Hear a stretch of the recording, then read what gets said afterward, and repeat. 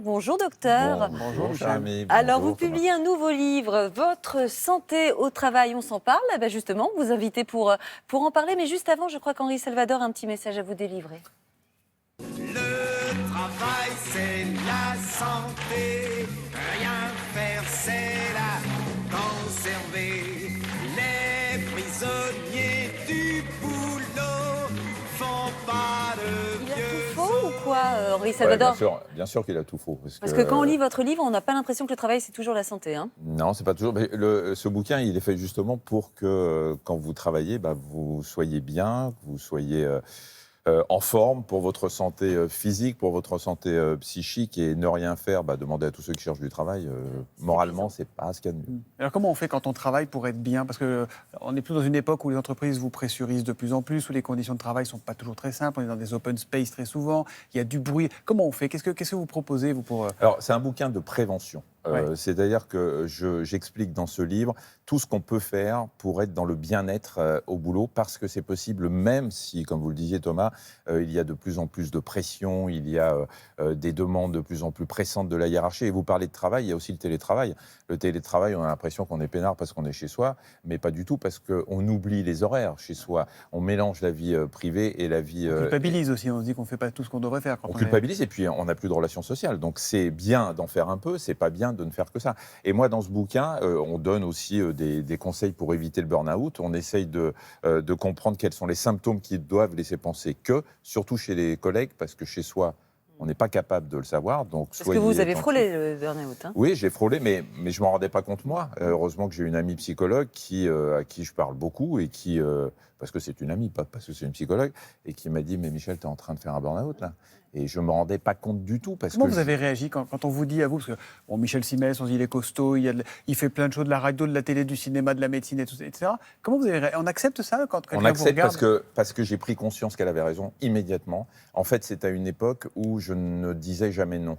Et quand vous ne dites jamais non dans nos boulots, vous rajoutez des strates aux strates et à un moment, vous ne pouvez plus, vous êtes débordé. C'est ce qui arrive à beaucoup de gens qui sont en burn-out. Ils ont l'impression qu'ils ne vont pas aller au bout de ce qu'on leur demande. Et moi, ce jour-là, elle m'a pris mon agenda et elle m'a dit « ça, tu es obligé d'y aller, ça, tu es obligé d'y aller ». J'ai dit non, j'ai tout barré et depuis, je n'ai jamais plus eu de problème. Alors vous parliez de mots psychologiques, le burn-out en fait partie, mais il y en a d'autres. Quels sont ceux que vous avez recensés, les plus courants? Il y a le burn-out, le bore-out, c'est quoi ça? des mots anglais, Ouais. c'est l'ennui. Ouais. L'important pour être bien dans son boulot, c'est déjà de trouver du sens à ce qu'on fait. Voilà. Quel que soit le travail qu'on fait, il faut trouver du sens. Et il faut que les gens avec qui vous travaillez vous donnent l'impression que vous servez à quelque chose. Et le bore-out, c'est l'ennui qui peut conduire au burn-out, parce que vous arrivez le matin... votre boulot ne vous intéresse pas, vous ne trouvez pas de sens, vous avez l'impression de servir à rien, et pour peu qu'il y ait un supérieur hiérarchique qui vous mette la pression, là, vous basculez. En fait, il faut se faire plaisir. Donc nous, on s'est fait plaisir avec vous et avec vos fous rires légendaires, avec Marina Carrère d'Ancos. Je sais que vous avez déjà vu plein de fois, mais à chaque fois, c'est comme un traitement, et c'est sans ordonnance. Pas être facile.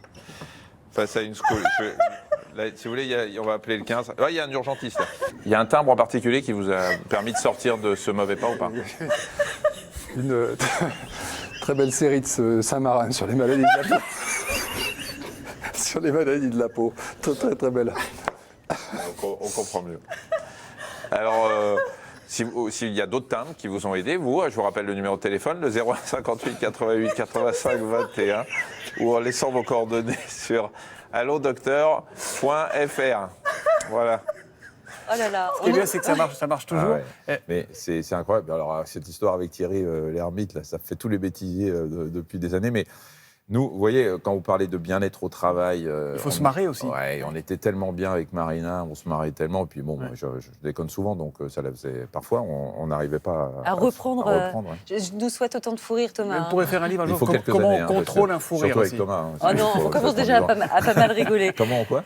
Comment on contrôle un fou rire? Parce que vous êtes le Ah oui. roi Eh ben, là-dessus, on ne parce que- contrôle pas, c'est le principe du si fou. vous, si.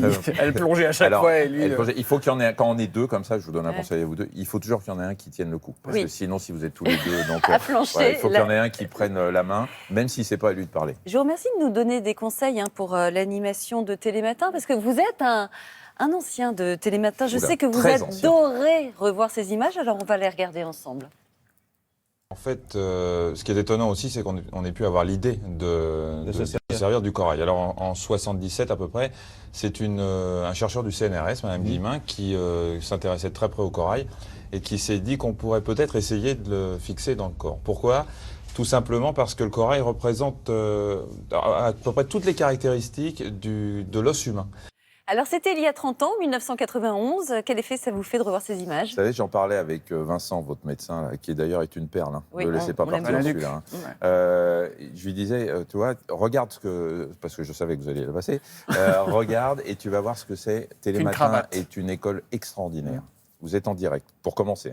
Vous êtes en direct, donc le stress. C'est le matin tôt, vous n'avez pas forcément tous les neurones connectés. Et voilà, pour moi, ça a été le début de tout, Télématin. C'est là où j'ai tout appris, ce qui fait qu'après, tout vous paraît facile. Mais là, et je l'ai dit à Vincent tout à l'heure, vous vous en rendez pas compte, mais au moment du générique de la chronique, je me dis, je vais me lever parce que je vais perdre connaissance. J'avais pris des médicaments contre le trac. J'étais tétanisé. D'ailleurs, on le voit, je regarde même pas les caméras. Je suis là, en train de chercher un peu. Vous êtes en état de panique. C'est franchement un des pires souvenirs de ma vie, mais en même temps, c'est ce qui a déclenché beaucoup de choses après. Et tout ce dont on va continuer à parler, moi j'ai pas les consonnes le matin. Non, c'est tout ce les dont on neurones. va continuer Ouais, à c'est parler, ça. qui ne sont pas réveillés, juste après la pause et après la pause. Après la pause, quoi. Voilà. Non, c'est bien. Alors, je vais vous montrer quelques trucs pour animer l'émission. Ouais.